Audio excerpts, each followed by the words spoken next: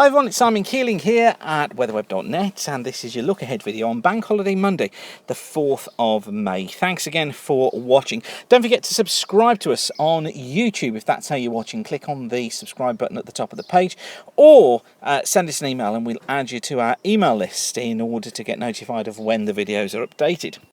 And what a difference 24 hours makes. This was our view of West of Wales yesterday on Sunday, and this is the view that greeted us this morning. So nice to actually see the blue sky after the dullness of the weekend.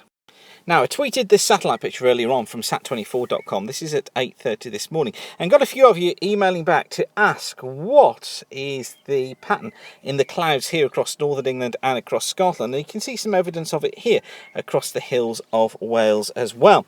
Well, that's actually wave cloud, and actually it's the cloud that glider pilots love to see, because you can get your aircraft up into those wave clouds and kind of ride the top of the waves, and it gives you amazing lift and can take you up to really high levels in the troposphere. So that's what we're seeing there. Now, wave clouds occur because the atmosphere is stable. They're a signifier that the atmosphere at that location is stable at that time. So what do we mean by stable? Well, you know that normally temperatures fall with height as you go up through the atmosphere. You see it when you're on a passenger aircraft. You're at 35, 40,000 feet. There's ice outside. The temperature says minus 30, minus 35. That tells you it's got colder, doesn't it, as you've gone through the atmosphere. And of course, you can see it much lower down. Climb to the top of a steep hill or a mountain, much colder on top than it is at the surface on most occasions.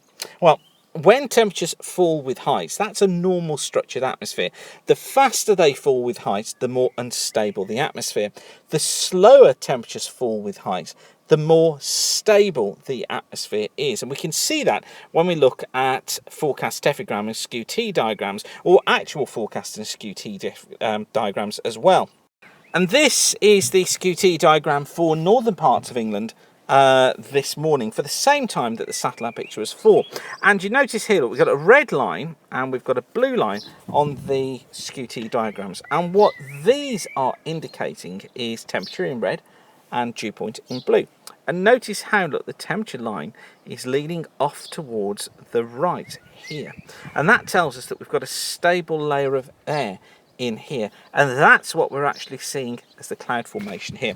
So effectively what to think of is that as the wind is blowing against the high ground here from the west, the air is being forced to rise over the mountains. It's going into warmer air aloft, and what that does, if you look side on, is cause the air to wobble because it can't go any higher. So what it does is it kind of does that, and they're the waves that we're actually seeing. So there'll be a cloud in here, there'll be a cloud in here, and there'll be a cloud in here, and that's what we're actually seeing down here. So that's wave cloud. Isn't it great when the atmosphere comes together and works like that? One of the beauties of the atmosphere, wave cloud. Okay, if you want to learn more, actually, come along to Weather School. I've got an everyone's weather school taking place in September, and I've announced the dates for the sailing and the flying weather schools as well. Go and have a look at weatherschool.co.uk. So how about the coming week? Well, a chilly one again. I don't know about you, I'm just fed up with this cold. This is the forecast temperature anomalies for the next week from the GFS model. And again, you see here, look, the UK is in blue again, showing temperatures below normal across many parts of the country, although a real warm one to come, look, across southern parts of Europe by contrast.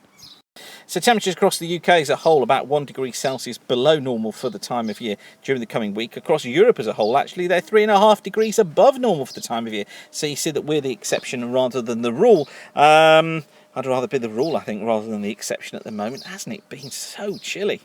And the reason for the cold? Well, take a look at this, the forecast chart for Thursday. Low pressure off towards the east, and just look at that flow straight in again from the Arctic down through the UK, hence the reason for that cold weather. Now, the model's still showing signs of high pressure trying to get in again. This is the forecast for next Monday. Look, we've got it out here north of the Azores here through central parts of Europe. You see the ridge is trying its best to kind of build its way northwards here, trying to get in. So I'm not going to change the forecast of higher pressure from the middle part of May. I think it's just struggling to get in, although I do think it'll do it. So I'm still sticking with the middle and the second half of May as being a certain improvement to the first half. And I think it could be quite a contrast. It could be drier, warmer, sunny as well. So keep your fingers crossed for that. So there you have it, a bit of bank holiday weather school thrown in as well. Now, don't forget to give us a thumbs up and like us on YouTube, and of course subscribe on YouTube as well. But for now, whatever you're doing, have a great day. Thanks again for watching, and keep the sun shining. Bye for now.